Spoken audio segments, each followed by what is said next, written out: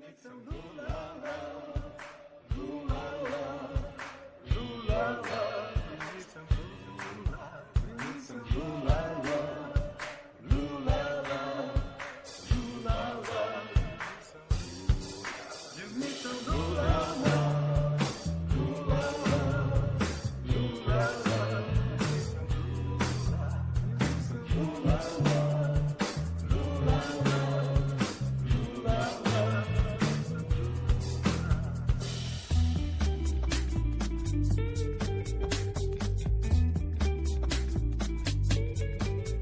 Astronauta de herói e sobrevivente, que a vida ensinou, a vida formou o melhor presidente.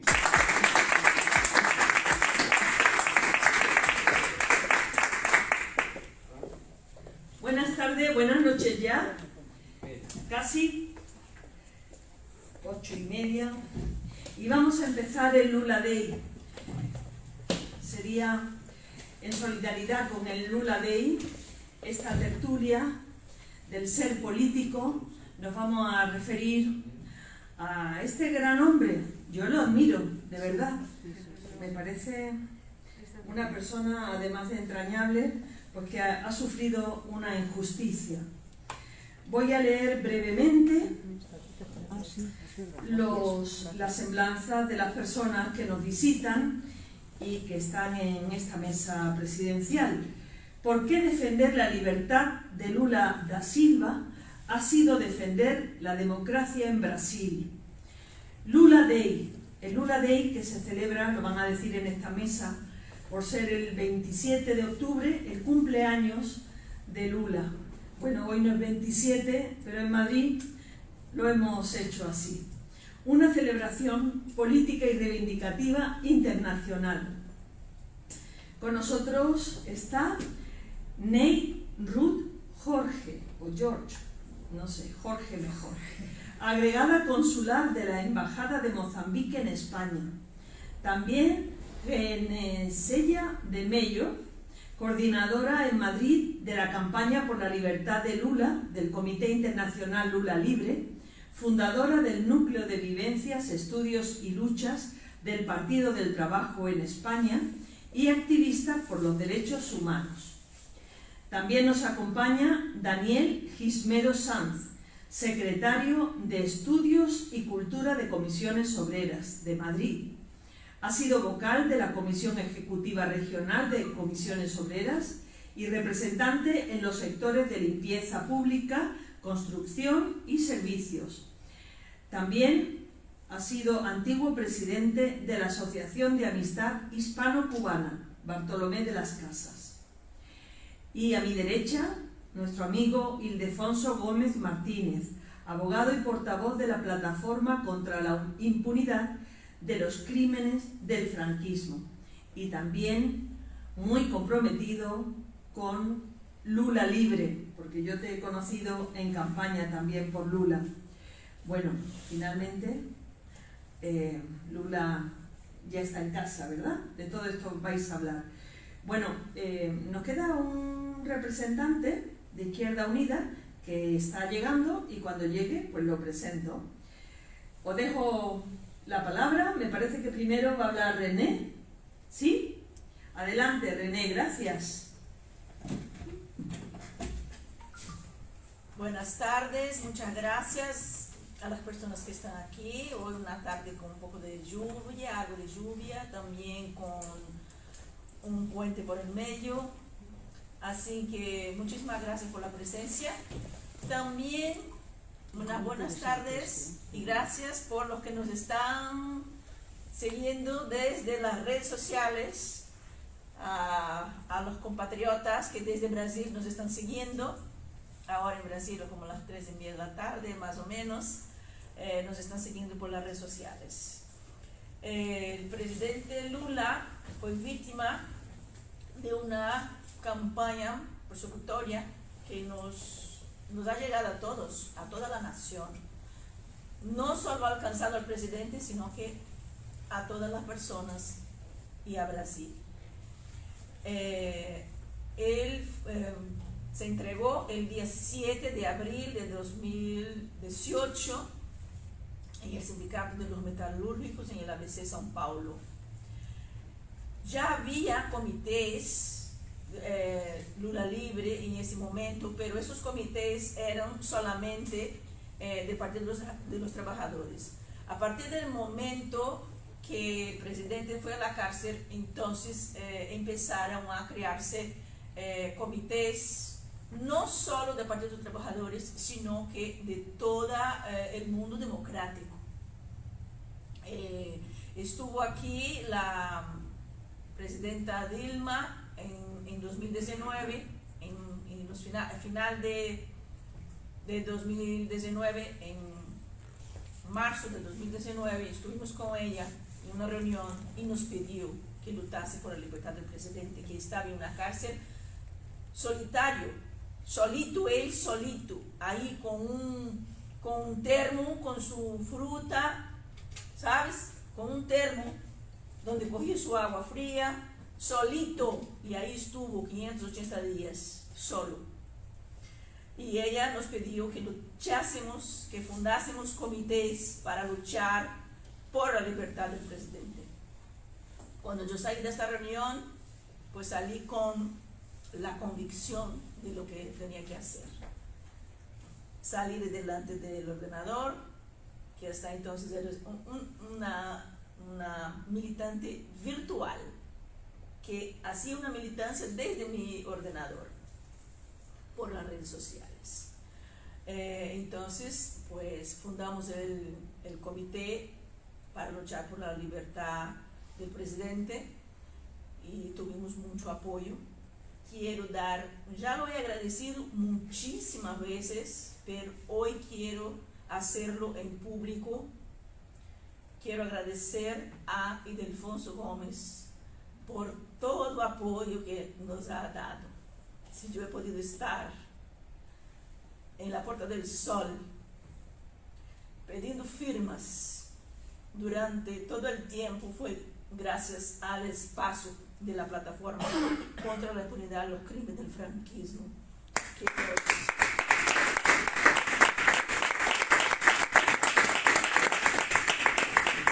Nos permitía hablar, nos dio una mesa. Nosotros no teníamos nada, no teníamos sonido, no teníamos ninguna logística, y él nos permitió desde ahí hablar, y ahí pues fue donde cogimos firmas y empezamos nuestra lucha. Ahora el presidente Lula está libre de las condenas. Sus condenas, algunas fueron archivadas, otras fueron anuladas porque no había pruebas.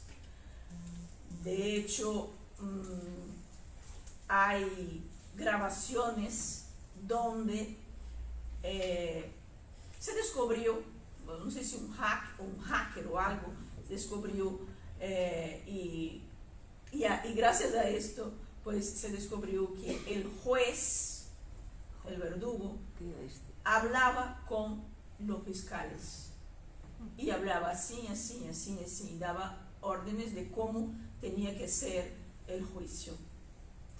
Y el propio juez dando instrucciones a los fiscales. Hoy, bueno, este juez, como la mayoría ya sabe, este juez, una vez Bolsonaro asumió la presidencia, le nombró ministro de la Justicia.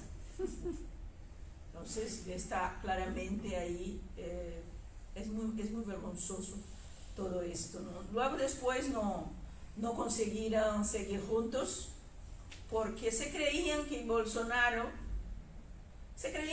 a poder tocar el león y acalmarle y hacer lo que ellos querían. Pero la cosa no es así. No es así. Han chocado el huevo de la bestia. Han alimentado la bestia, el fascismo, y creían que podían manipular a Bolsonaro, que podrían que Bolsonaro actuase según que ellos querían, pero eso no fue así, porque se les escapó de la mano. Es como empiezas a crear una serpiente venenosa creyendo que va a ser mansa, no hay aquel cuento del escorpión, el sapo, ¿no? Que conocemos, Sí. que el sapo pide que cruce el río, ¿no? Y el escorpión sabe la naturaleza del escorpión, sabe, y luego después el escorpión le pica al sapo, y ambos se van a morir, pero bueno, es la naturaleza, ¿no? Entonces han elegido un fascista para el gobierno de Brasil. Pues ahora el presidente está libre y contaba antes que la presidenta Dilma había pedido que luchásemos, ¿no? Entonces en 2019 hubo unas jornadas que empezaron el 4 de abril del 4 al 10 de abril. En esas jornadas pues se fundaron comités nacionales e internacionales, tanto en Brasil como en las capitales de Europa, de China, de Estados Unidos. Pues se fundaron comités para luchar por la libertad del presidente Lula. Ahora estos comités ya no son Lula Libre, sino que son comités Lula Libre, Brasil Libre. Y ahora las jornadas ya empezaron y ahora estamos ampliando, concentrándonos en estos días, desde el día 27, fecha del nacimiento del presidente, hasta el día 8 de noviembre, que es el aniversario de cuando salió de la cárcel. Incluso en el exterior, ya habíamos empezado antes del 27. En Ginebra hubo el acto del Lula Day, y como ven aquí, el Lula Day, para que no ve, mira, 2021 Madrid. El 24 ya hubo en Ginebra un acto, una charla sobre Brasil, sobre todo lo que está pasando. Y aquí queremos también hacer lo mismo, queremos hablar sobre este tema. Aquí tenemos nuestros compañeros que nos van a hablar también. Y pues encantada de estar aquí. Muchísimas gracias, Victoria, gracias a Ateneo. Me siento muy honrada de poder estar aquí hoy y que este acto está siendo hecho en el Ateneo de Madrid, en este lugar histórico de 200 años. Es un gran honor para mí. Muchísimas gracias. Gracias.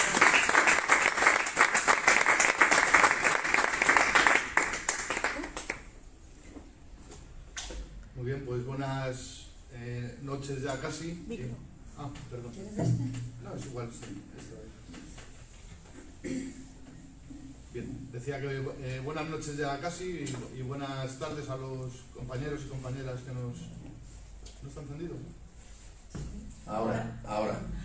Bien, bueno, pues venga. Bien, Victoria, bien. Buenas, como decía, buenas noches ya casi, buenas tardes a los compañeros y compañeras que nos estén oyendo desde Brasil. Desde Comisiones Obreras, en primer lugar, queríamos transmitiros el agradecimiento al Ateneo de Madrid, como decía antes la compañera, un espacio de la cultura y del saber, y a los organizadores de este Lula Day, en que pues el sindicato pueda estar hoy aquí presente para transmitir unas palabras de apoyo a Lula, porque además creemos que es importante recordar que cuando muchas personas y organizaciones se pusieron de lado sobre la culpabilidad de Lula en los casos de corrupción de los que se la acusaba, este sindicato, Comisiones Obreras, se mantuvo firme desde el primer momento y dijo: Lula inocente. También, cuando muchos se siguieron pusiendo de lado, Comisiones Obreras, junto a Izquierda Unida, junto a Podemos, junto al núcleo del Partido del Trabajo en Madrid, nos pusimos a trabajar en la plataforma de apoyo en el comité de Lula Libre. Aquí en España, antes en la tertulia anterior se tiraba también de refrán. Aquí en España sabemos que el refranero es muy sabio, ¿no? Y tenemos un refrán que dice que hechos son amores y no buenas razones, ¿no? Y cuando el juez Moro entró en el gobierno como ministro de Justicia de Bolsonaro, pues algunas personas y organizaciones ya empezaron a dudar sobre si Lula podía ser culpable o no podía ser culpable, ¿no?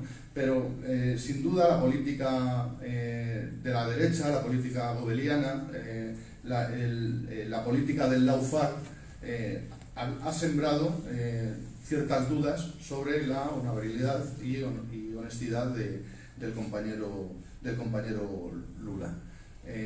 La persecución judicial, la instrumentalización de la justicia, la judicialización de la política, fundamentada en hechos radicalmente falsos, provocó en un primer momento dudas sobre su honestidad. Sin pruebas ninguna, se le acusó de haber recibido un triples de una constructora, y al final, con el tiempo, resultó que todo era absolutamente mentira. Pero lo que no ha conseguido esta persecución judicial, sin duda, es borrar de la memoria de millones de brasileños y de brasileñas los logros de los gobiernos de progreso para la mayoría social trabajadora en Brasil. Lo que no ha podido conseguir la instrumentalización de la justicia ha sido que Lula pueda ser candidato a las próximas elecciones en Brasil. Y esperamos que en las próximas elecciones en Brasil Lula vuelva otra vez victorioso para seguir cosechando victoria para los trabajadores y las trabajadoras brasileños.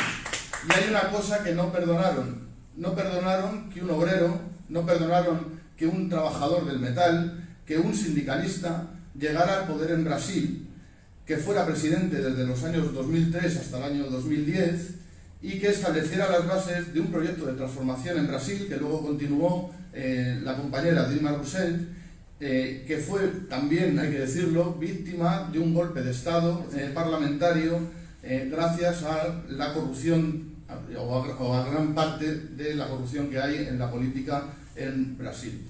Los burdos y tramposos intentos de Bolsonaro de borrar su legado, tenemos que decir claramente que han fracasado. Y yo quería destacar aquí algunos de los logros del gobierno del PT y del presidente Lula. Para empezar, la reducción de la pobreza, con programas sociales como Hambre Cero o Bolsa Familia, que contribuyeron a sacar de las pobrezas a 30 millones de personas en menos de 10 años. El programa Bolsa Familia, que proveyó ayuda financiera a familias de bajos recursos en Brasil, además de brindar educación gratuita para niñas y niños. Benefició a más de 11 millones de familias que representan alrededor de 44 millones de brasileños y brasileñas. El Plan Vivienda, Mi Casa Mi Vida, que se inició en el 2009, que supuso la entrega de viviendas a hogares cuyos ingresos no sumaban más de 3 salarios mínimos mensuales. Generó también cerca de más de 2 millones de empleos. El Plan Nacional de Erradicación del Trabajo Esclavo, que redujo sustancialmente esta terrible práctica en Brasil. Éxito económico sin precedentes, con una tasa de desempleo inferior a la de Estados Unidos o Alemania, con una clase trabajadora con mejores empleos y salarios. Esto disminuyendo la deuda pública y creciendo las reservas internacionales. Situó a Brasil como potencia global en debates tan relevantes como la lucha contra el cambio climático y su mediación en el conflicto nuclear con Irán. Como representante que soy de un sindicato y de comisiones obreras, no puedo evitar señalar que el diálogo social que inauguró el gobierno de Lula implicó rediscutir tanto el modelo de desarrollo estatal como la función que debía tener el Estado en el nuevo contexto y la relevancia que tuvo la negociación colectiva en las mejoras sustancias de condiciones laborales de los trabajadores brasileños. Todos estos logros no ha podido borrarlos Bolsonaro, ni los militares, ni las élites económicas brasileñas que quisieron ensuciar su imagen. Lula se va a presentar a las próximas elecciones. No lo han podido impedir, ni su enfermedad, ni los hechos falsos de lo que se les acusaba. porque Lula representa la ilusión y la esperanza de millones de personas en Brasil, representa el futuro de la democracia, representa la posibilidad de salir de la pobreza y representa la capacidad de los sindicatos de negociar mejores convenios colectivos. Como importantes retos resaltamos solo dos, los importantes retos que va a tener Lula por delante. Primero, va a tener que cohesionar de nuevo a la sociedad brasileña, profundamente dividida por el fascismo de Bolsonaro, y hacer traer la dramática desigualdad que mata a millones de brasileños de hambre.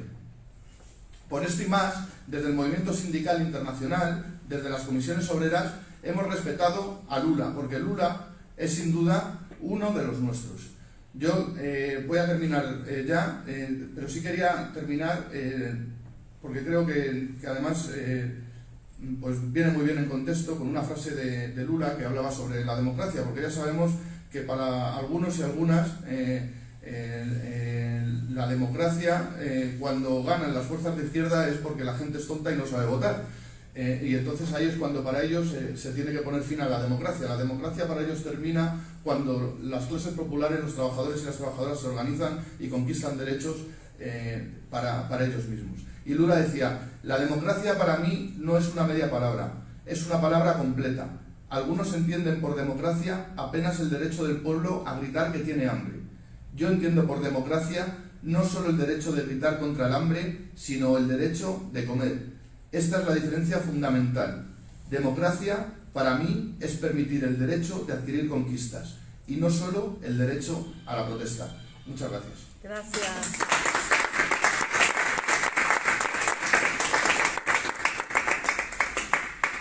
Buenas noches a todos. Me llamo Nate, soy representante de la Embajada de la República de Mozambique. Como comprenderéis, no hay ciertos asuntos que no puedo hablar por mi posición política, pero ya que estoy aquí, dice muchísimo, ¿no?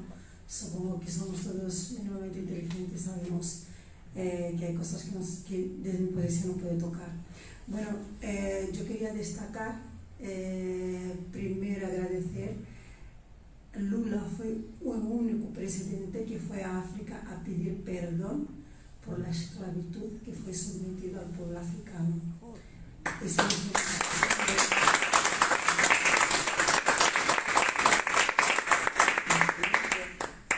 ¿Perdón? El micro más cerca. Oh, perdón. Perdón. ¿Ahora se me escucha mejor? Sí. ¿Sí?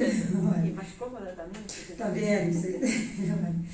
Y bueno, una de las cosas que yo personalmente destaco en Lula, una de las cosas que tenemos que aprender los pueblos africanos, es que Lula haya conseguido erradicar la pobreza alimentar, en este caso.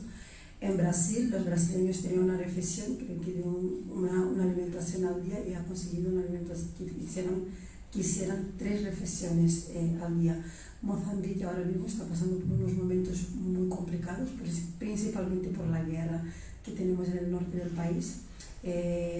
Las organizaciones internacionales dicen que hemos retrocedido 15 años, es decir, estamos más pobres que hace 15 años atrás. Entonces, para mí, la reelección de Lula sería como un espejo, ¿no?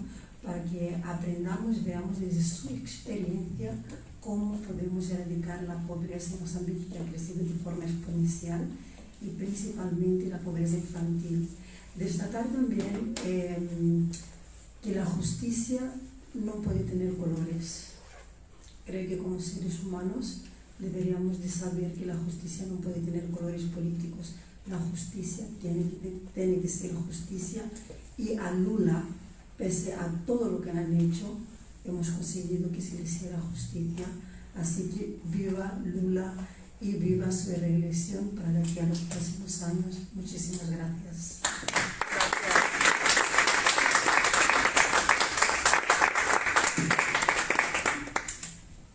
Bien, me toca desde el punto de vista de la impunidad abordar la defensa de Lula, y en este momento esa defensa se traduce en primer lugar en la necesidad de que la justicia brasileña haga de verdad justicia, porque hay toda una serie de acontecimientos en los que la justicia ha hecho lo posible para que Lula no pueda ser candidato, ha denigrado su persona, ha falseado los hechos, es decir, ha cometido prevaricación y ha cometido corrupción institucional. Por tanto, eso no solo se repara con declarar nula la acusación, eso exige reparación. Y en segundo lugar, yo quisiera poner en contexto cómo es posible que Lula haya sido denigrado de la forma que lo fue para impedir su candidatura, en tanto que las encuestas daban la candidatura de Lula como mayoritaria. De manera que la maniobra de falsa acusación contra Lula no sirvió sino para crear un gobierno parafascista, como es el gobierno de Bolsonaro, que él mismo en este momento está acusado de graves crímenes contra la humanidad, sobre todo a partir de la forma en la que su gobierno ha desprotegido a la población ante el coronavirus y por tanto ha tenido grave responsabilidad en el hecho de que cientos de miles de brasileños y brasileñas de los sectores más pobres de la población han sufrido las consecuencias de una política nefasta como es la política de Bolsonaro en su conjunto. Poner en contexto la acusación contra Lula nos llevaría a entender las causas y las consecuencias de la impunidad en Brasil. Desde el punto de vista histórico hay un cierto paralelismo con España. Mirad, Brasil fue uno de los países que más tarde abolió la esclavitud, como España. España hasta última hora, hasta la crisis del 98, estuvo sosteniendo las peores formas de esclavitud. Igualmente que el gobierno que ya se había independizado de Portugal, y que eso ha creado graves problemas de discriminación racial, de persecución de los sectores procedentes de África, que aún mantienen condiciones de vida y de trabajo muy difíciles y sobre todo desiguales respecto al resto de la población. Pero ese paralelismo no solamente está en el origen de esa situación de esclavitud y de la negación a ir a la abolición de la misma, sino que también está en el hecho de que Brasil salió de una dictadura criminal, pero no se hizo justicia, no se estableció la verdad y no se reparó nunca a las víctimas. Eso significa que el Estado brasileño es un estado de impunidad.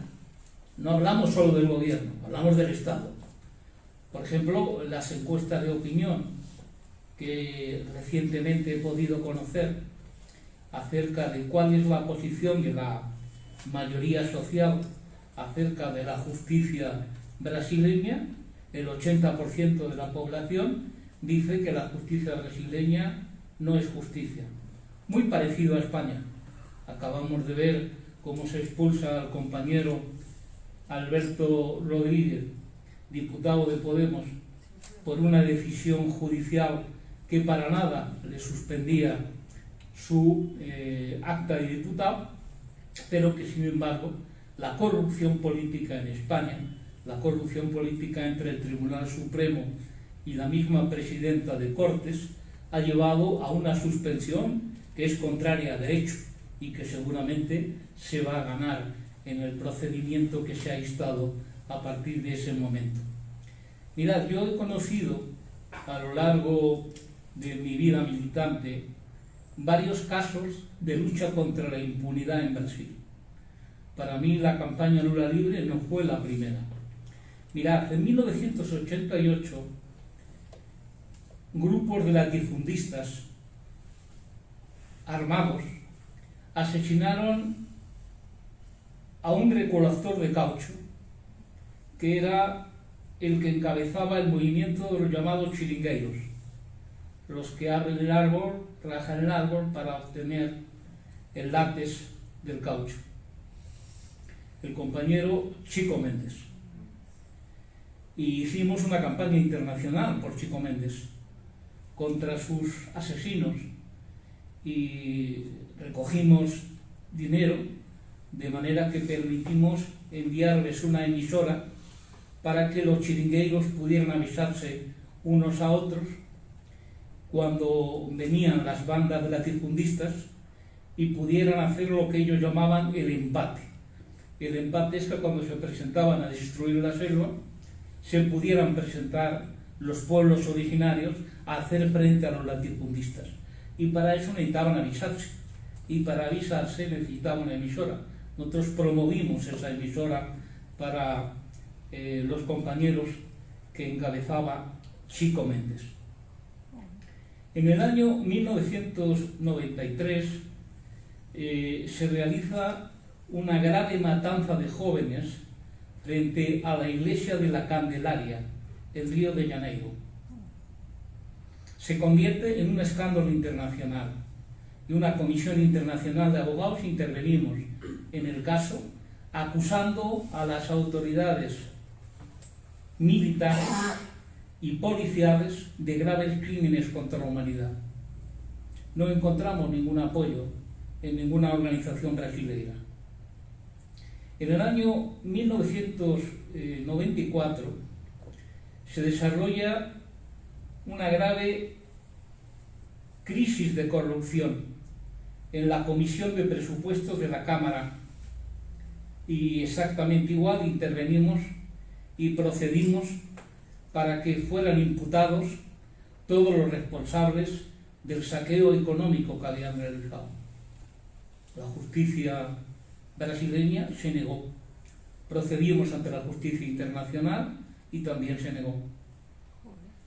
En el 2015 se rompe por abandono de las tareas de mantenimiento la represa de minerales en la zona llamada La Mariana, produciendo multitud de heridos y muertos. Otro grave atentado contra la naturaleza, pero contra la población, que quedó impune. Por tanto, cuando llega el montaje policial y judicial contra Lula, hay una larga historia de impunidad en el Estado brasileño. No es un acontecimiento aislado, no es un asunto que llueve del cielo, es una larga lista de atentados contra los derechos de la población, contra la naturaleza, contra los sindicatos, contra los partidos de la izquierda. Es decir, que Lula se inscribe en esa situación de golpismo judicial y de golpismo político contra los derechos democráticos. Por tanto, con independencia del acuerdo o desacuerdo que se pudiera tener con la política que Lula hubiera ejercido, entendimos que era absolutamente necesario ponernos incondicionalmente al lado de la libertad, de la lucha por la libertad de Lula y por la nulidad y la reparación del daño causado. En España estamos como en Brasil. Los crímenes de la dictadura nunca han sido juzgados. Los crímenes de la monarquía tampoco. Y parece ser que, según la ley presentada por el gobierno de coalición en Cortes, quieren mantener la misma tónica. Es decir, quieren mantener este país alejado de todo derecho de justicia y de todo derecho democrático serio. La misma situación que en Brasil. Cuando se anuncia la candidatura de Lula y el hecho de que hay una mayoría social que en Brasil expresa su indignación y expresa su aspiración social a través del voto a Lula, nosotros hacemos una petición a Lula, al compañero Lula, que no mantenga de ninguna manera y por más tiempo la impunidad de los crímenes que se cometen contra la población en Brasil. Que su campaña sea una campaña de ir al fondo de las cuestiones, que no nos quedemos en la forma, que seamos capaces de resolver aquellos problemas históricos que aún la sociedad brasileña no ha sabido resolver. Yo, para terminar, quiero poner un ejemplo. Después de 42 años de supuesta democracia en nuestro país, hemos recibido la comunicación del juzgado número 1 de lo criminal de Buenos Aires, de la juez Servini, anunciando que se imputa de graves crímenes contra la humanidad al que fue ministro de Franco y de la monarquía, Martín Villa. Hombre, sí. Esto es un gran anuncio. Muy bien. Es un gran anuncio, pero es un anuncio que tiene su parte amarga. ¿Cuál es la parte amarga? La parte amarga es que desde que Martín Villa prestó declaración en relación con las acusaciones que se le imputan, el gobierno español y el gobierno argentino hicieron todo lo posible para que el juzgado no imputara a Martín Villa. Todo lo posible y lo imposible. Incluso la juez recibió montones de cartas de los grandes prohombres de la democracia española, de Felipe González, de Zapatero, de este, del otro, diciendo que Martín Villa era un hombre de la patria, era un gran demócrata. ¿Bien? Martín Villa está procesado, pero está procesado en unas circunstancias que pensamos que son absolutamente anómalas y contrarias a derecho.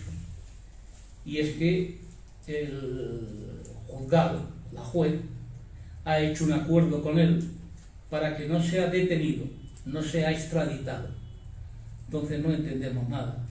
¿Cómo es posible imputar a un responsable político de la dictadura española y del gobierno de la monarquía de graves crímenes contra la humanidad y no aplicar la ley en relación a la necesaria extradición, obligando al gobierno español a que se defina en relación con Martín Villa? Si el gobierno español quiere juzgar las acusaciones que hacemos contra Martín Villa, que lo haga. ¿Por qué no lo hace? Pues no lo hace porque las acusaciones contra él son evidentes. Por ejemplo, como prueba, se ha presentado toda una declaración a través de la radio policial en la que Martín Villa en persona reclama de los responsables policiales en la puerta de la iglesia de Vitoria, donde se encontraban los huelguistas de esta localidad, diciendo que tiraran gases lacrimógenos, y arrojan gases lacrimógenos a una asamblea pacífica de trabajadores.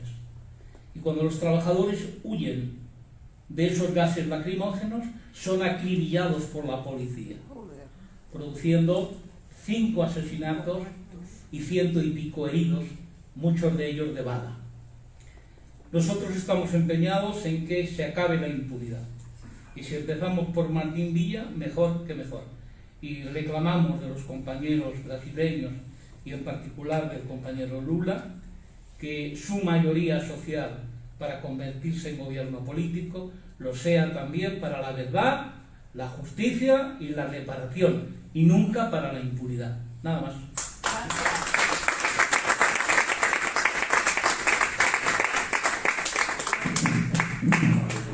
Rápidamente.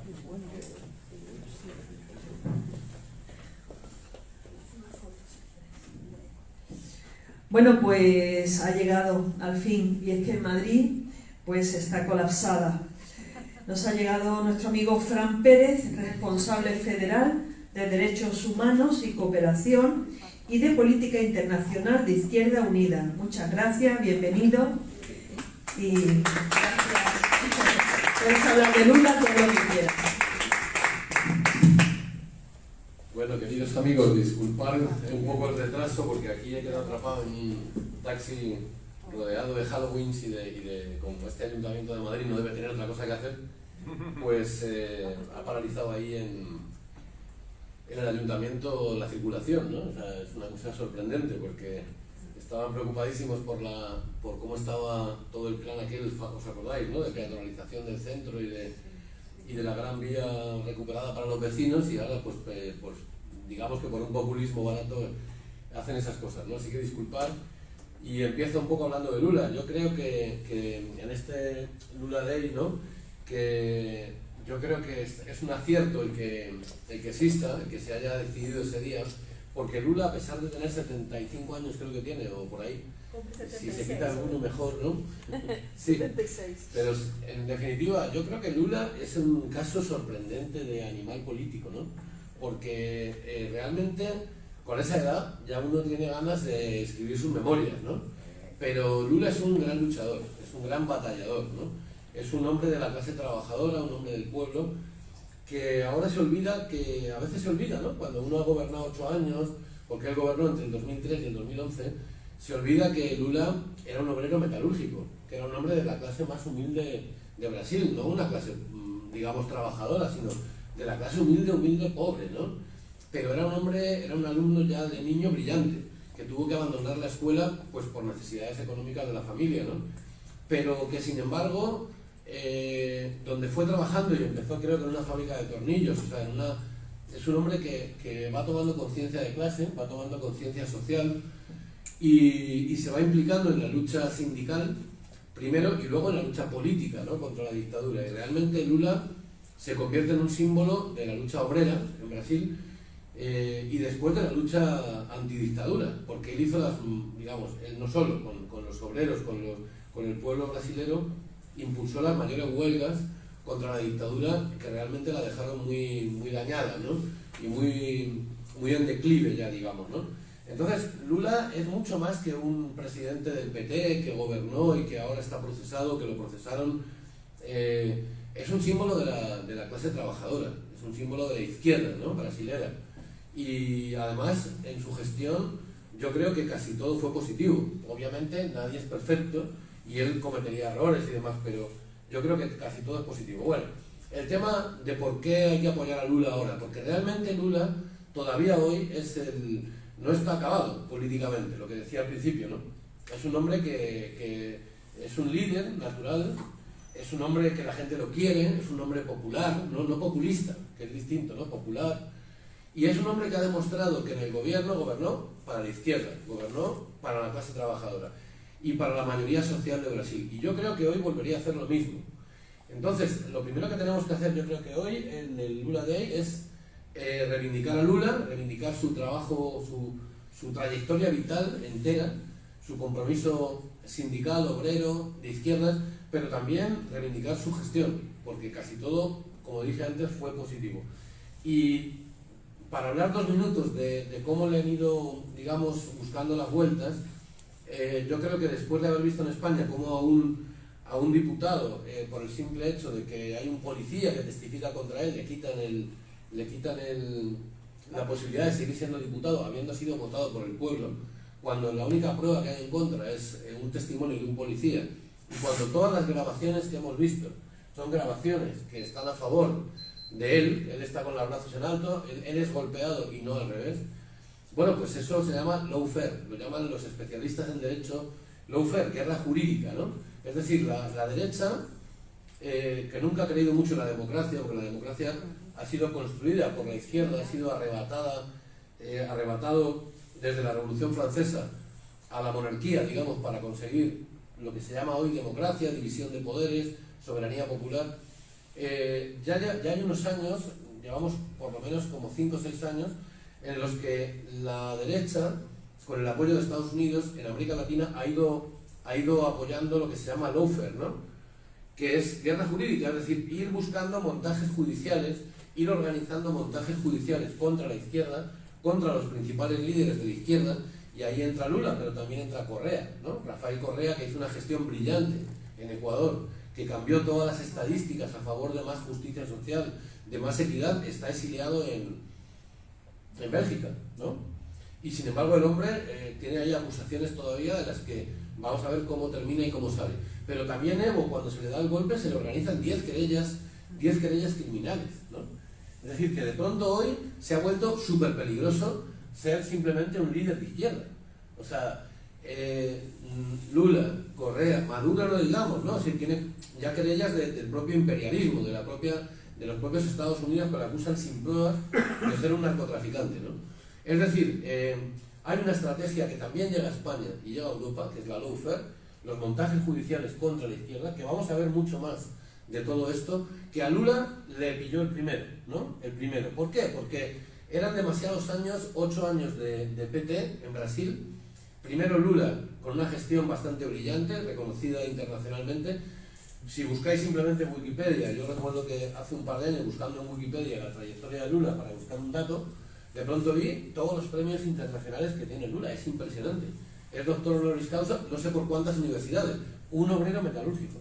Es una maravilla, ¿no? Es decir, un hombre cuya trayectoria, cuya gestión ha sido reconocida internacionalmente por universidades de todo el mundo, resulta que hace unos poquitos años se le organiza todo un montaje en base a ¿qué? A nada. O sea, realmente también un poco como al diputado de Unidas Podemos de Canarias, ¿no? O sea, hay un empresario que dice que le regaló un apartamento, pero en base a que le dieran contratos, que Lula le diera contratos a él, pero lo único que hay es su palabra contra la de Lula, es decir, tu palabra contra la mía.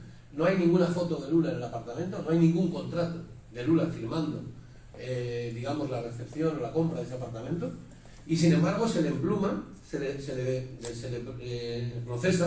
le procesa por un juez que además, Sergio Moro, era un juez de primera instancia y que no tenía competencias para haberle procesado, porque era algo evidente, ¿no? Pero sin embargo, pues fue este juez el que se presta. Siempre hay cuando conspiran los grandes poderes contra los líderes populares, siempre hay un macarra, ¿no? Siempre hay diríamos, no sé la palabra, pero alguien que no tiene pudor, que no tiene ética, dispuesto a ser el que clava la navaja, el que digamos...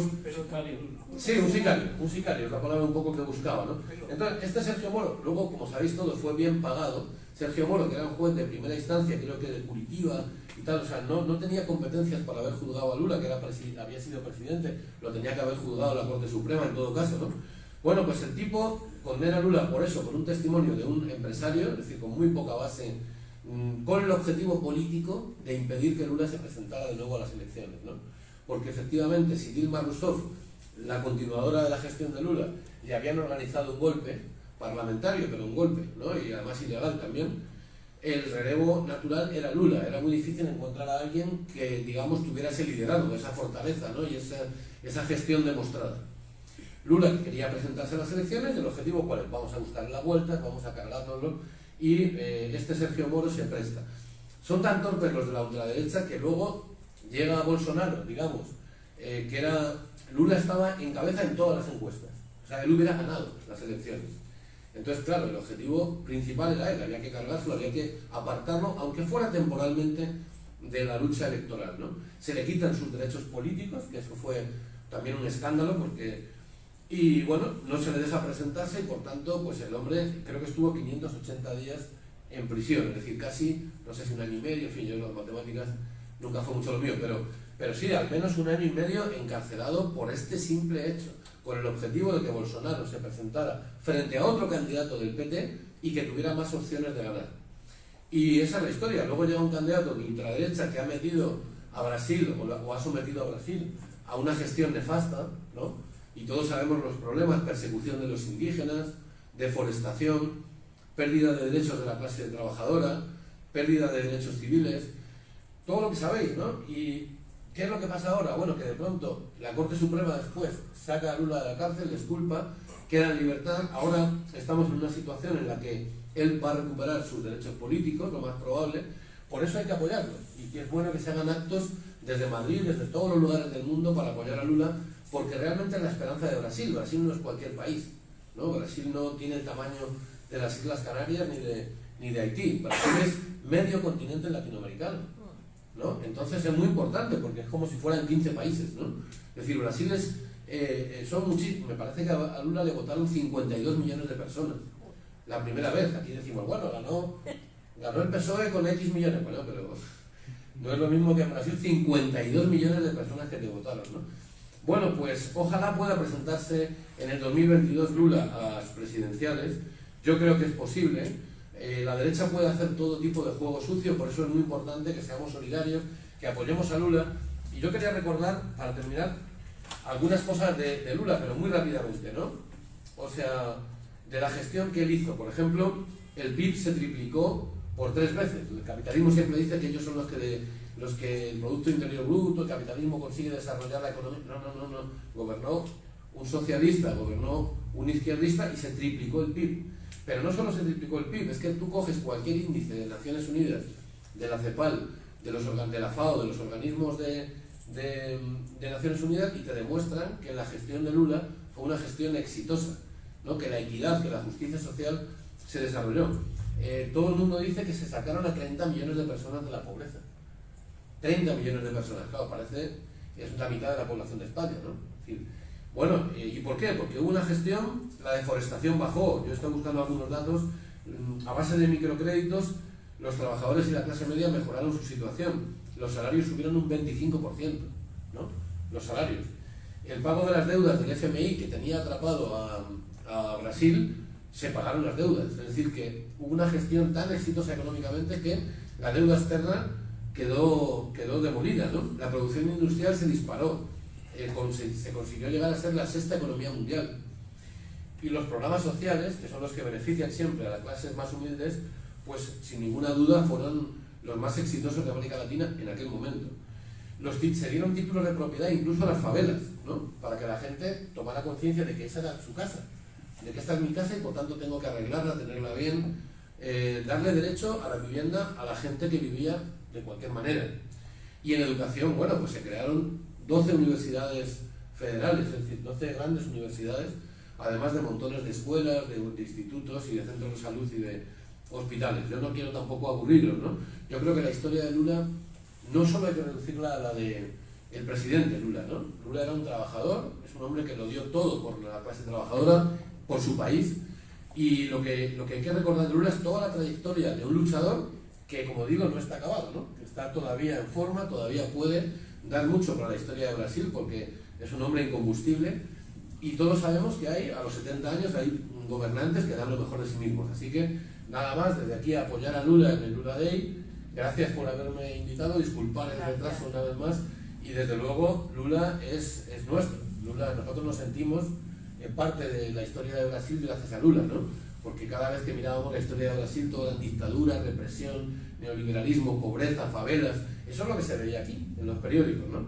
Hasta que llega Lula como símbolo de una lucha popular, como vértice de un movimiento de izquierda que toma el poder democráticamente y cambia el país. Y claro, eso la oligarquía no lo podía soportar, tenía que hacer algo, y ya sabéis que siempre juegan sucio y siempre intentan sacar del juego a los jugadores principales, ¿no? Porque son los que encabezan las luchas populares. Nada más, muchas gracias, y aquí a vuestra disposición. Muchas gracias.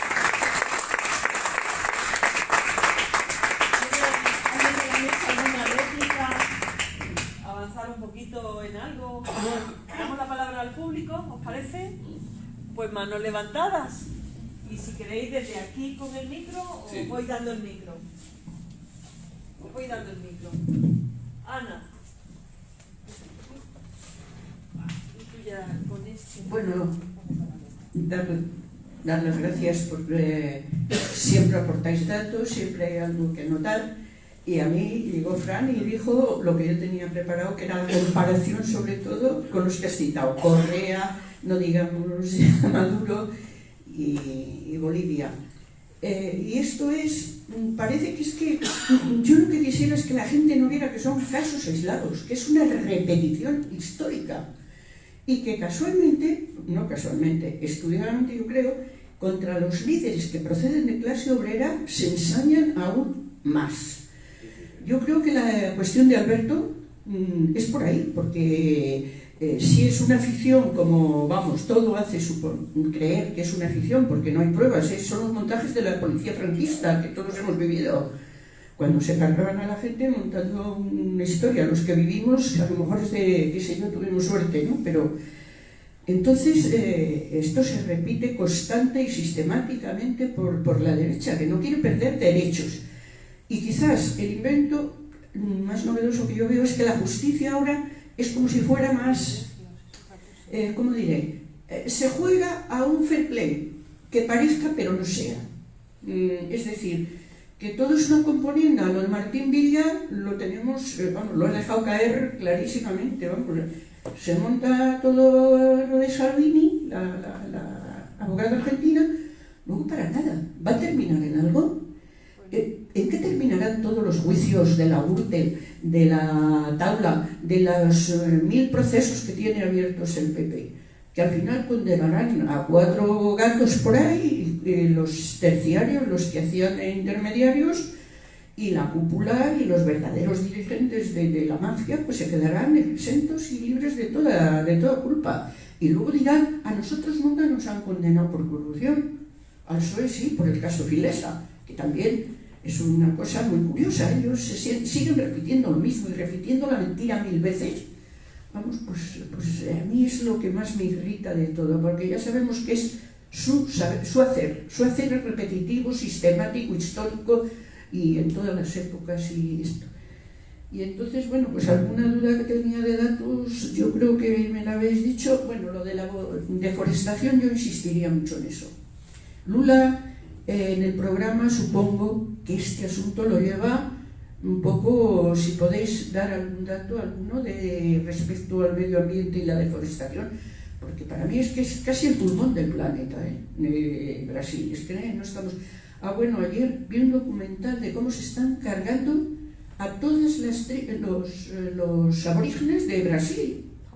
Se los están cargando sistemáticamente, los están reduciendo a la nada, o sea, y es una cosa tremenda. Esto, bueno, que hay muchas maneras de hacer fascismo, que Hitler lo hizo de aquella manera, y estos lo están montando con guerras judiciales, apaños, los medios de comunicación, que todos a una repiten constantemente las mismas mentiras, y que no vale de nada decir verdades, no vale de nada dar datos. El que están como instalados, ellos ya sabemos por qué, no se lo creen, los que están arriba, pero los que están abajo creyéndoselo y no queriendo desmontar su montaje. Yo es lo que me pregunto. Vamos a ver, yo, como casi todos hemos sido ignorantes en el franquismo, yo no tuve en mi familia nadie de izquierdas, y me dicen, ¿y tú cómo es que has salido así la oveja negra? Digo, pues en todas las familias siempre hay uno, pero pues me tocó a mí, pero veía desde que era pequeña que aquellas cosas que decían que eran malas. En la primera empresa que yo trabajé aquí, el que nos defendía a los trabajadores, que era una editorial, dijeron, no, le han despedido porque como era un comunista. Y dije yo, o sea que entonces los comunistas son los buenos. Empecé a decir eso y a hacerme como un corro alrededor para que la gente desmontara ese montaje, de decir, o sea, que el que nos defiende era comunista, y si era bueno hasta anteayer, porque es comunista ya es malo, pero ¿nos defendía o no nos defendía? ¿Defendía nuestros derechos o no? Entonces, ¿qué vamos a hacer? ¿Creer a la empresa que ahora tiene razón porque le ha despedido? Conclusión, que yo también quisiera decir que por qué no se hace más pedagogía, y que, Fran, siento que no llegarás a tiempo y que haya sido por la libertad madrileña cervecera.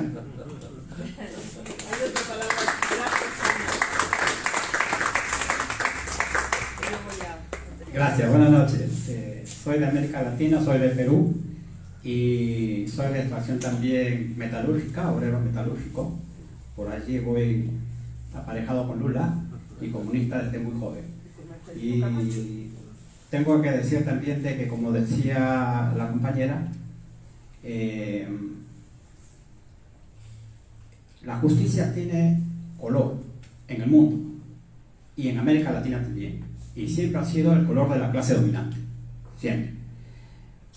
Los Estados Unidos de Norteamérica, el imperio norteamericano, ha invadido cuando le ha dado la gana a cualquier país de América Latina, cuando no ha respondido a sus intereses. Luego cambió la táctica.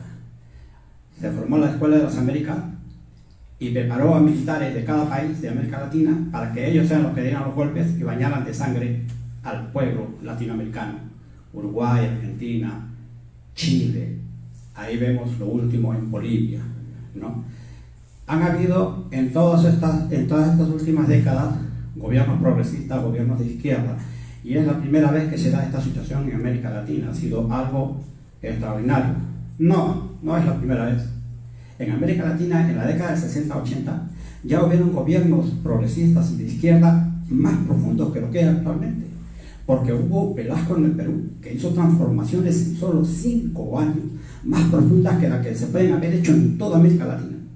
Ha habido el gobierno de Chile, el de Roldós en Ecuador, ¿no? Y se formó, y también Torres en Bolivia, y se formó el Grupo Andino, el Acuerdo de Cartagena. Fue todo un movimiento antiimperialista. En el Perú se votó a las bases norteamericanas. En el Perú se nacionalizó las principales riquezas del país.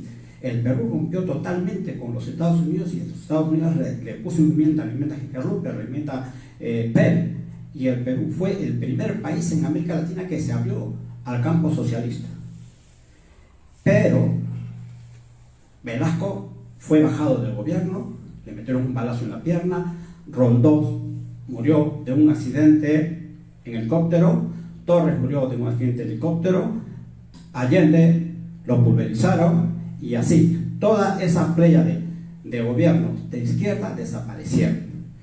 Luego ha venido ya estos otros movimientos, ¿no? Y entonces la pregunta es, ¿por qué todos estos gobiernos de izquierda hacen cambios, hacen obra social, mejoran la situación del pueblo, y sin embargo, en el siguiente gobierno o después del golpe militar, vuelve la derecha pero con más fuerza? ¿Por qué? Porque se trabaja a nivel de la superestructura y no a nivel de la base. No se concientiza al pueblo, no se le hace saber al pueblo que esa es su revolución, ¿no? Entonces, una cosa es estar en las instituciones y sin dejar de estar en las instituciones también estar en las bases. Error que se comete aquí en España por Unidas Podemos, que yo soy de Unidas Podemos, ¿no? Error que se comete. Están en las instituciones y no los veo en las marchas, a ninguno de los que ahora son diputados, muy pocos, ¿no? Entonces, aquí hay un problema que viene desde la misma izquierda, que no tiene ambición de poder, Ya vemos a una veintena de años en Venezuela, ya vemos 12 años en Brasil a Lula, ya vemos a Correa, ya vemos a Evo, y ya vemos todo lo que han hecho la clase dominante, porque la clase dominante te permite que hagas algo, pero una vez que ven sus intereses realmente en peligro, arrasa, tortura, asesina, llena de sangre las calles de lo mejor del pueblo. Entonces, la pregunta que haría ¿es correcta esta forma de trabajar de los gobiernos de izquierda en América Latina? Todo el apoyo a Lula, y también el saludo a las compañeras y compañeros que sean de Brasil. Gracias. ¿Queréis participar o seguimos? Venga, yo te conozco.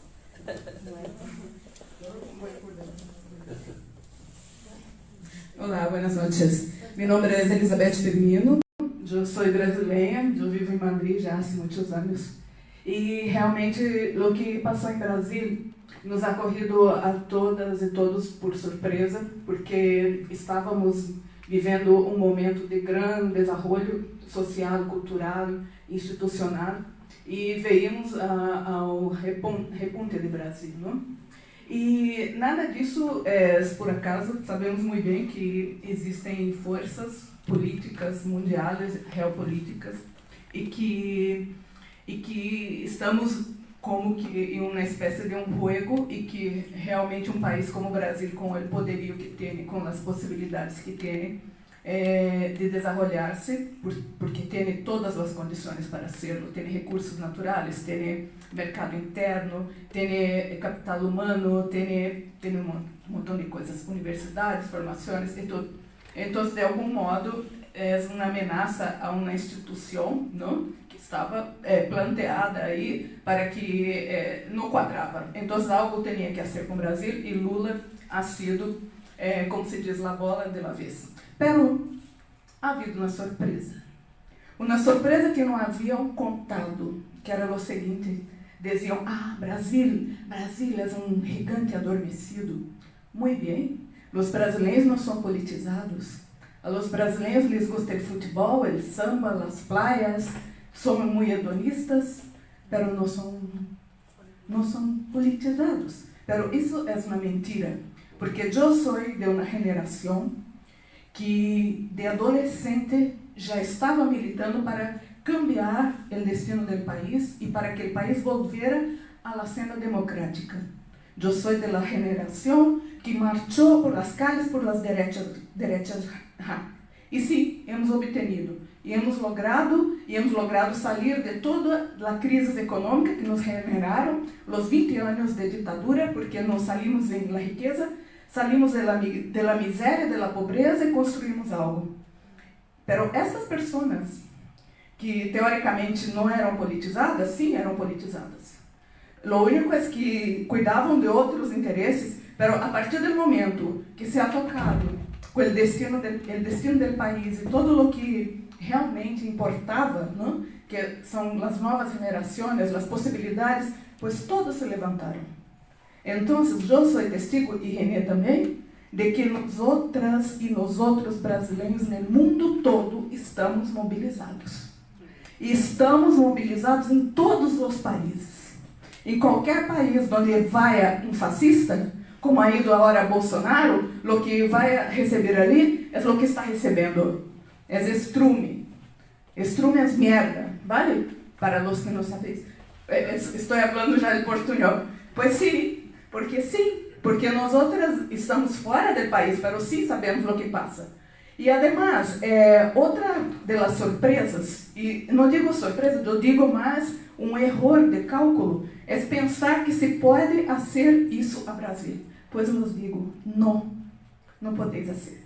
Porque o mundo ha cambiado, a economia ha cambiado, as forças han cambiado. E não se pode mais fazer isso com o Brasil. Por lo tanto, tereis que tragar-nos e tereis que aceitar a democracia de Brasil, a gente de Brasil, e tenéis que aceitar que o mundo ha cambiado e que a situação hoje depende de atores políticos que sepam dialogar e que busquem equilíbrio, justiça e harmonia, porque não existe mais as forças como eram 20 ou 30 anos atrás, a economia não é a mesma.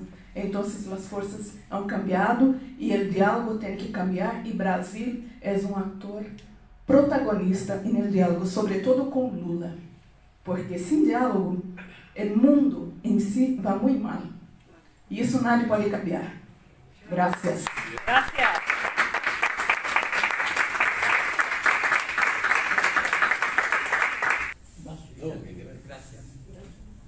Yo quisiera responder a algunas de las cuestiones que se han planteado y que están al centro del debate que tenemos esta noche.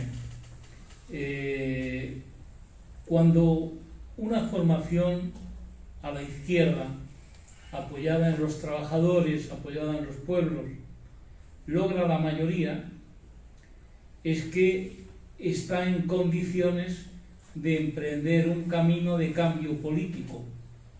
Pero el camino del cambio político no puede ser del brazo de su propia burguesía, porque su burguesía es el agente del imperialismo dentro de su propio país. Entonces, toda la idea de unidad nacional, como que vamos a salir adelante en tal país o en tal otro, es mentira.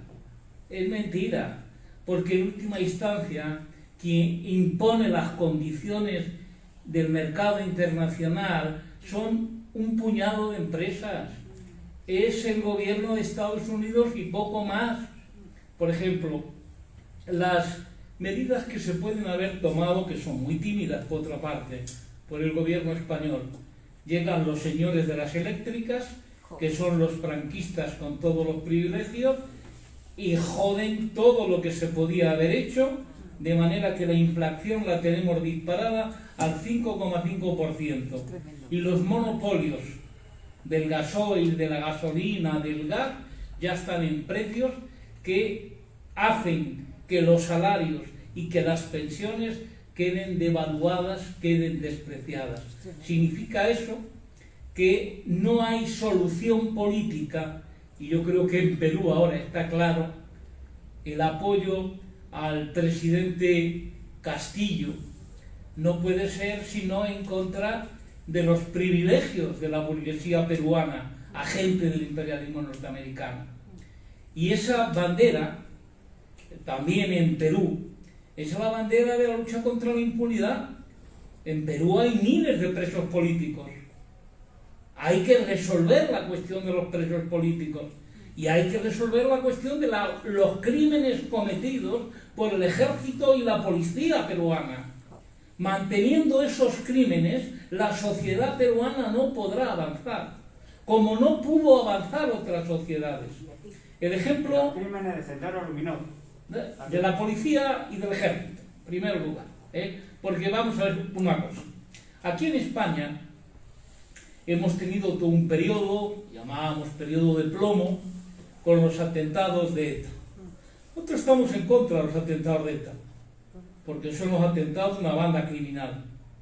Pero cuando el Estado actúa de banda criminal, es la peor banda criminal que se puede tener. La peor, peor que ETA. Y el ejército y la policía peruana actuaron con más criminalidad, con más bestialidad contra la población que lo pudo hacer la gente de Sendero Luminoso. Por tanto, no demos la vuelta a los problemas. Los problemas de la lucha obrera y popular no son tan distintos en cada uno de nuestros países, son muy parecidos. De manera que hay en este momento una bandera, que es la bandera del ejemplo argentino. En Argentina se han procesado cientos de milicos, de policías, de torturadores.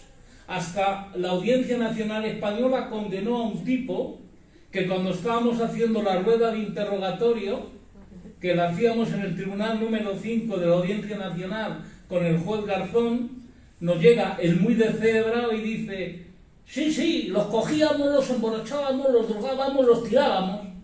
Y entonces Garzón le dijo: espérate aquí, hijo, espérate que te vamos a llevar a un sitio para que cumplas condena, porque además eres tonto.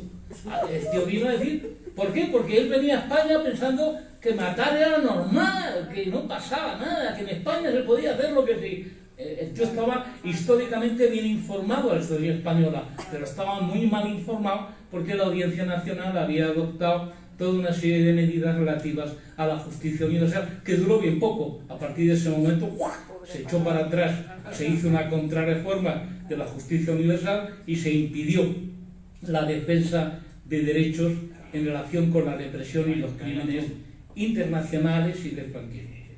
El ejemplo de Argentina y Chile es el ejemplo de toda América Latina, que es no consentir los crímenes realizados por la burguesía nacional contra los pueblos del continente. Y eso hoy día se expresa en Bolivia. ¿Qué pasó en Bolivia con el golpe? Se cometieron graves crímenes contra la población. Cuando subió el gobierno del MAS en Bolivia, todo el mundo estaba pensando qué iba a hacer el gobierno. Y el gobierno dudaba, no tenía claro qué hacer. Pero fue una diputada del MAS quien presentó la primera querella contra la presidenta Áñez, la presidenta golpista, evidentemente, la presidenta de los Estados Unidos, eso, impuesta por Estados Unidos. Y tras ella empezaron a caer generales, jefes de policía, ministros, al extremo que hoy hay 40, 50 altos cargos del antiguo gobierno represivo de Bolivia que han huido a Canadá, que han huido a Estados Unidos para impedir la justicia boliviana. Por tanto, es un arma importantísima en manos de la democracia.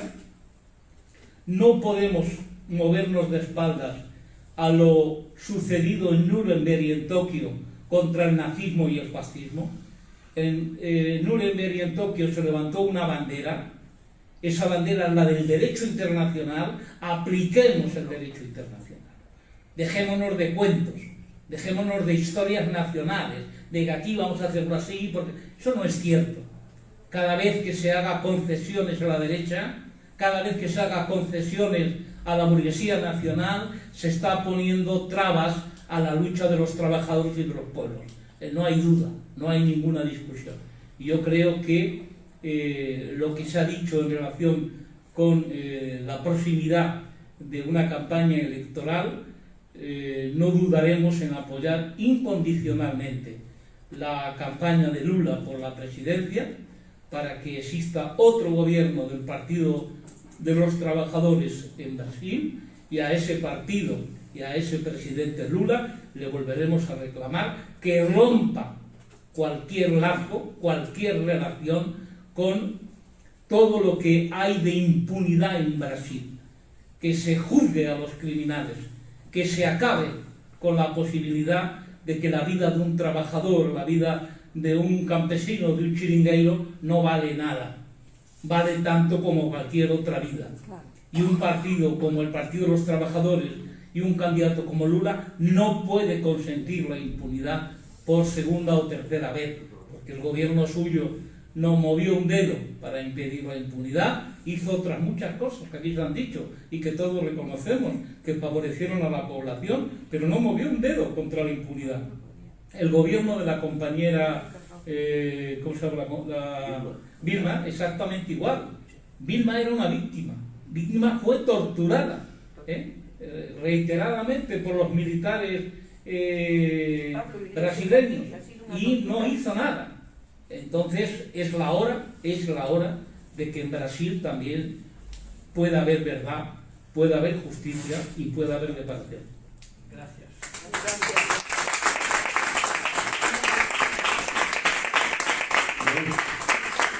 Yo quiero decir tres ideas a lo que habéis comentado. Una, en España faltan un montón de Nuremberg.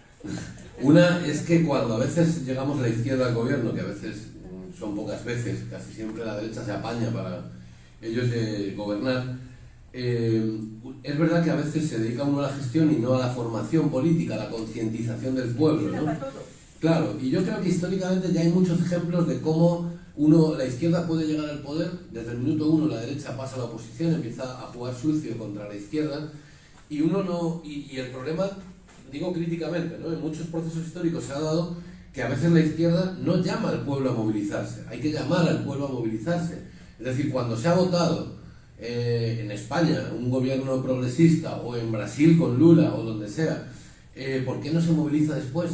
¿Es que creemos que todo termina en echar el voto un día? ¿Es que somos tontos o qué? No es cierto, la derecha desde el minuto perdimos, la derecha empieza a conspirar porque realmente yo creo que ya han dado ejemplos de que muy pocas derechas en muy pocos países del mundo creen en la democracia.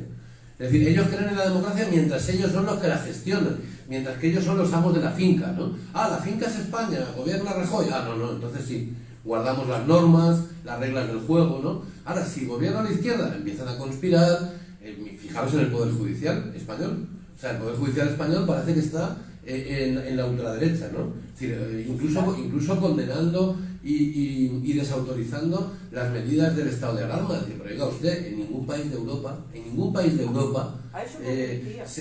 poder judicial se ha atrevido a tumbar los estados de alarma, porque es lo que había que hacer. Pero lo pedía Vox. Claro, incluso Vox lo pedía en los primeros momentos, ¿no? Sí, pero lo que quiero trasladaros es que ellos no juegan limpio.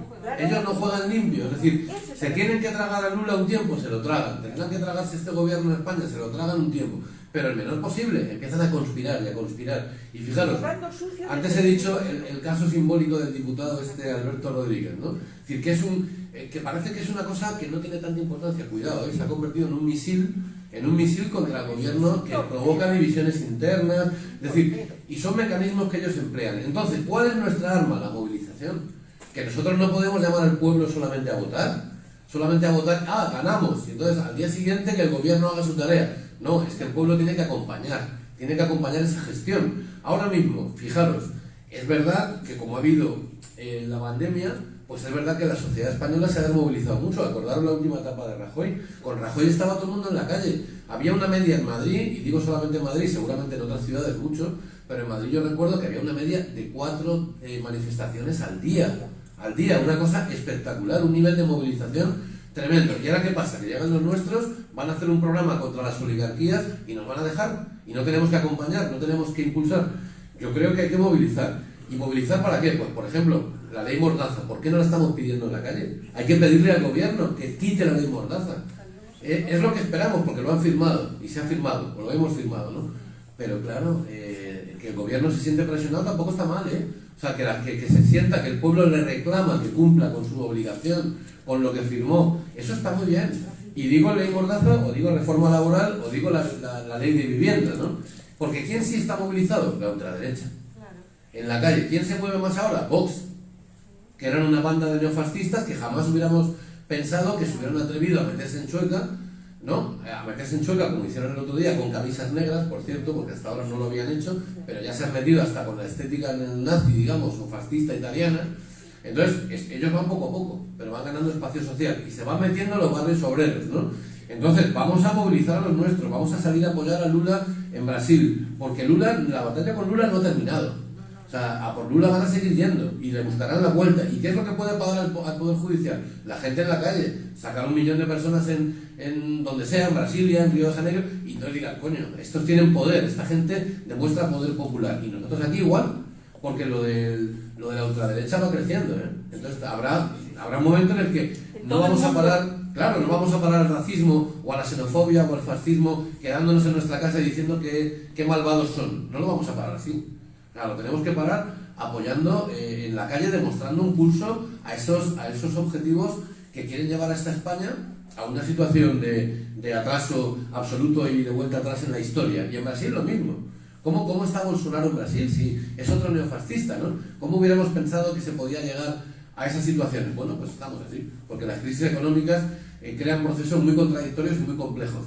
Pero hay una cosa que se llama poder popular, entonces hay que convocar a la gente y al pueblo a salir para defender a los nuestros. Y yo creo que tendremos que seguir haciéndolo, ¿no? Y yo creo también, lo que ha dicho Elizabeth es verdad, es decir, la gente está convencida, pero ¿qué le falta? Le falta movilización, le falta salir. Está convencida de que su presencia en la calle, junto a la presencia de muchos, suma y es un pulso a los poderes fácticos de España o de Brasil o de donde sea. Así que nada, espera, que tiene la palabra. Espera, Ana. Sí, y vigilar mucho a los conspiradores.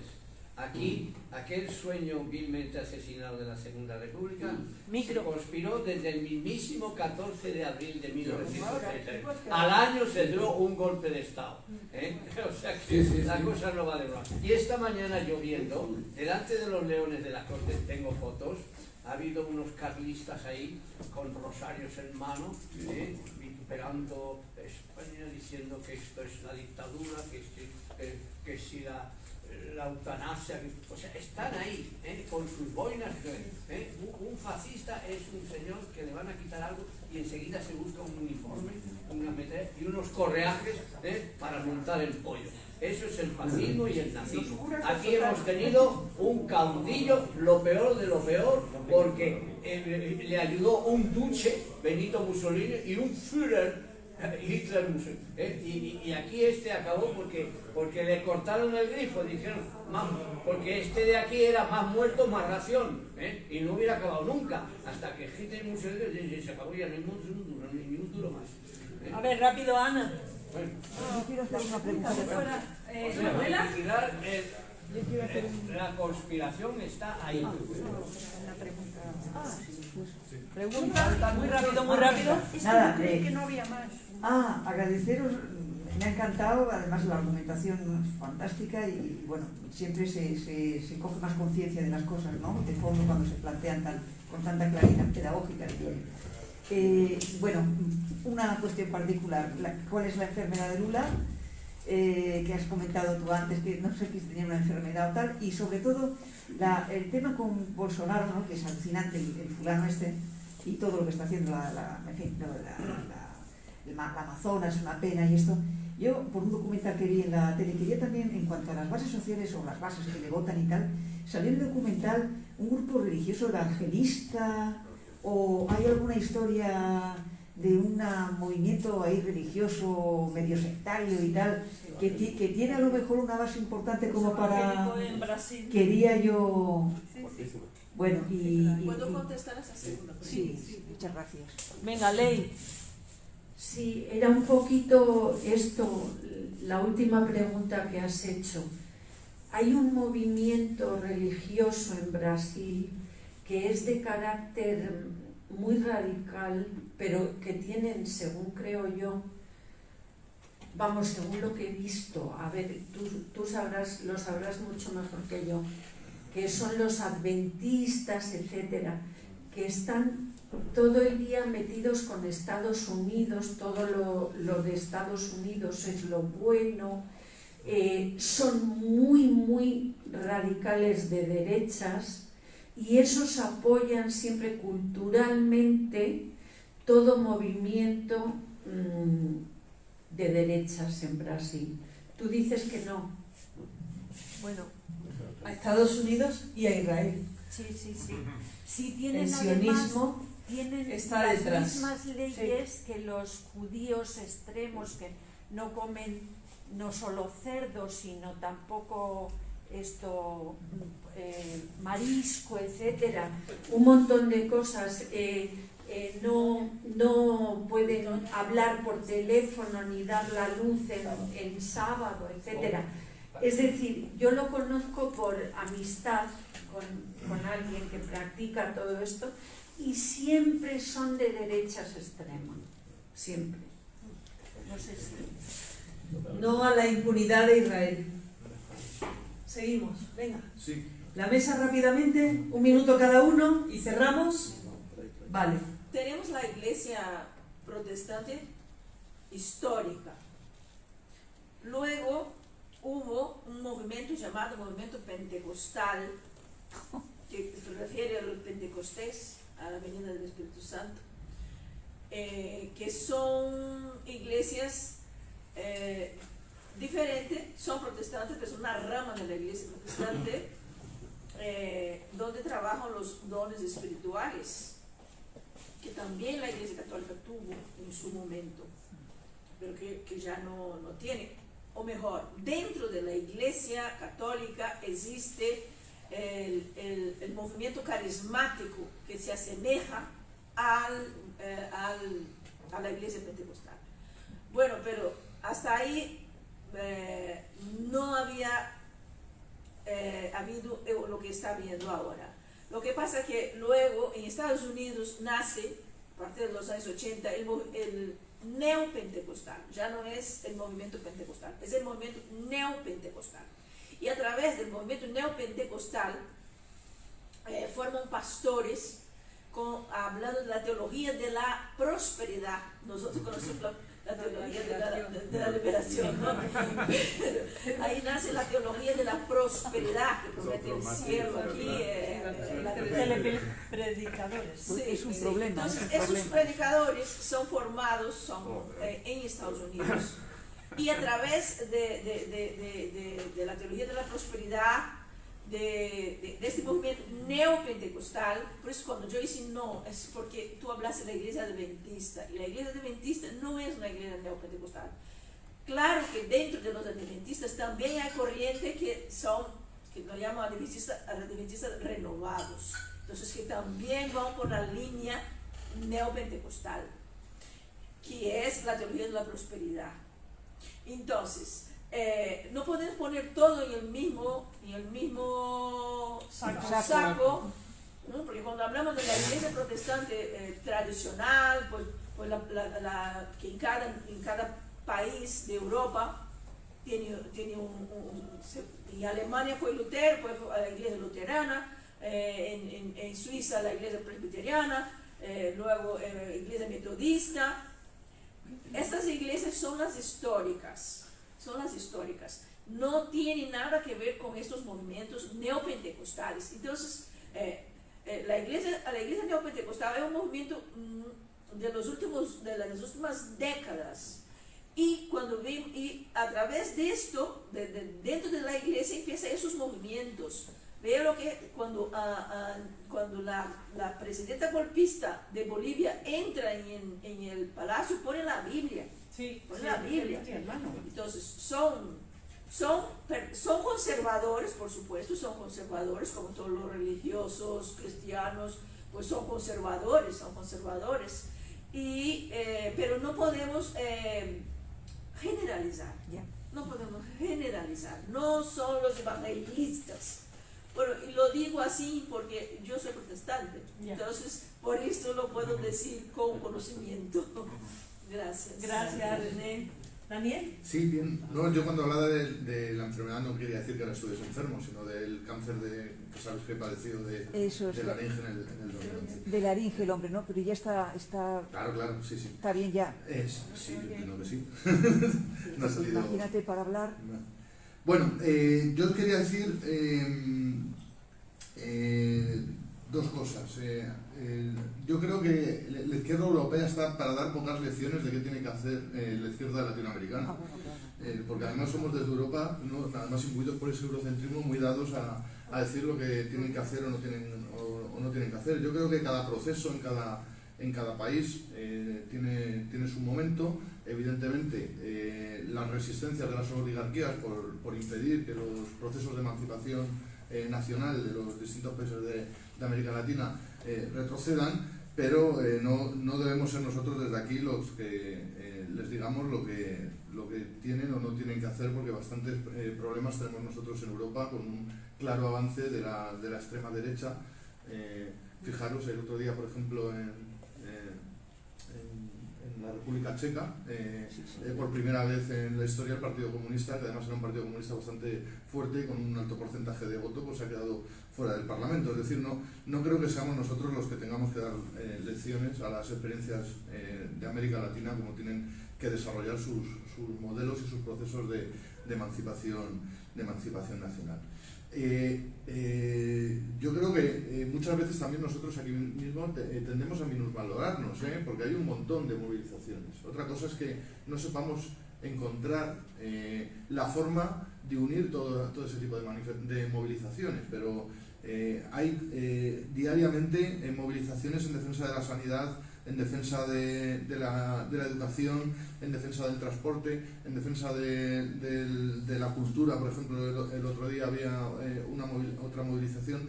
Quiero decir que además que son pilares del estado del bienestar. Otra cosa es que no sepamos, o bien desde los sindicatos o incluso desde las organizaciones de la política de la izquierda transformadora, no sepamos encontrar ese banderín de enganche que sepa unificar la cantidad de movilizaciones diarias que hay, que se dan por la defensa, sí, de las condiciones materiales de los trabajadores y las trabajadoras, pero que también tienen una clara vinculación con la defensa de los servicios públicos y del estado del bienestar. Bueno, muy brevemente, para subrayar, en primer lugar, nuestra disposición a volver a reconstituir en España un comité de apoyo a la candidatura de Lula por la victoria del Partido de los Trabajadores para acabar con la etapa de Bolsonaro. Y eso no es injerencia ante nadie, eso es parte de la lucha internacional, de la solidaridad de trabajadores y pueblos. En segundo lugar, todo lo que sabe René de Iglesias no lo sabemos nosotros, pero sin embargo sabemos una cosa: el Departamento de Estado norteamericano tiene un grandísimo presupuesto de miles de millones de dólares para financiar sectas religiosas. Sí, exactamente. Con eso está dicho todo. Con eso ya repito. Ahí tiene la cienciología, ahí tiene Sí. Yo muy rápido. las sectas peligrosas. No funciona bien. Yo muy rápido iba a decir lo mismo que Ildefonso, o sea, que realmente el uso político de las religiones para manipular al pueblo es típico del poder. Ya lo dijo Marx con el odio del pueblo, pero en el caso de Bolsonaro ha habido una instrumentalización de la iglesia evangélica, sobre todo la evangélica, que se ha metido de lleno en la batalla política, ¿no? Ese es el asunto, ¿no? Y yo creo que hay mucha manipulación de gente humilde que cree en la religión como una vivencia auténtica suya, y bueno, pues ahí ese tema hay que estudiarlo y ver cómo se enfrenta a eso, ¿no? No, yo me refería, lo que dice Dani es verdad, o sea, hay muchas movilizaciones de izquierda, yo eso lo sé, pero yo me refería a dos tipos de movilizaciones. No a las que ha dicho Daniel, que son verdad, que son importantes, que no hay que parar de hacerlas, porque si no, pues la privatización de los derechos y de la sanidad o la educación se puede producir, y ha sido la movilización popular la que lo ha impedido, de toda la etapa de Rajoy. Pero yo me refería a, frente a una movilización fascista, tiene que haber una movilización antifascista, claramente antifascista, y yo estoy convencido que si alguien la convoca, habrá muchísima gente ahí. Ha tenido que asaltarse. Digo, ¿os acordáis lo de Italia hace 15 días? O sea, los fascistas asaltan un sindicato, la CEGIL, y resulta que luego del asalto ha habido una movilización impresionante, y se han quedado los fascistas quietecitos un rato, ¿no? Entonces yo a veces, lo que me refiero es que a veces tengo la sensación de que la izquierda tiene que recibir muchos tortazos para empezar a darlos, ¿no? Quiero decir que a veces somos tan buenos, tan de construcción en positivo, ¿no? Claro. Y te están dando por todos lados, que al final, claro, es que ya cuando te van a cortar el cuello, claro, ya tienes que salir, ¿no? Porque dices, bueno, entonces yo creo que yo me refería a ese tipo de movilización y a otro tipo de movilización, que es que un gobierno camine de la mano con el pueblo. Y me refería a movilizaciones para apoyar al gobierno en su programa, y a la vez exigir al gobierno que tiene que derogar la ley Mordaza, que tiene que derogar la reforma laboral, que no es un debate de televisión, sino que la política se hace también en la calle, ¿no? Y no tenemos que esperar a ver si Pedro Sánchez o Yolanda se ponen de acuerdo. No. Es que yo creo que se ha firmado, es un compromiso con el pueblo les ha votado y se tiene que hacer. ¿Y cómo lo vamos a hacer? ¿Y cómo vamos a parar a la ultraderecha? Pues lo vamos a hacer si de pronto sacamos a la calle, ahora que ya estamos en un índice de vacunación de un 80 y mucho % y llegaremos a diciembre casi en el 100%, pues yo creo que ahora es el momento. Por eso digo que a lo mejor ha habido una justificación de que no podíamos salir y tal y cual. Muy bien, no digo que no, digo que seguramente es verdad, pero ahora hay que cambiar ese paso. Hay que cambiar ese paso porque ya hay una vacunación muy alta y tenemos que conseguir que lo que se ha firmado se haga por el bien de la clase trabajadora, por el bien de la mayoría social, nada más.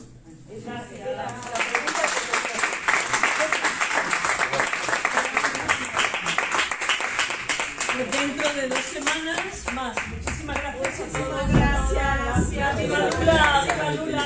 ¡Viva Lula!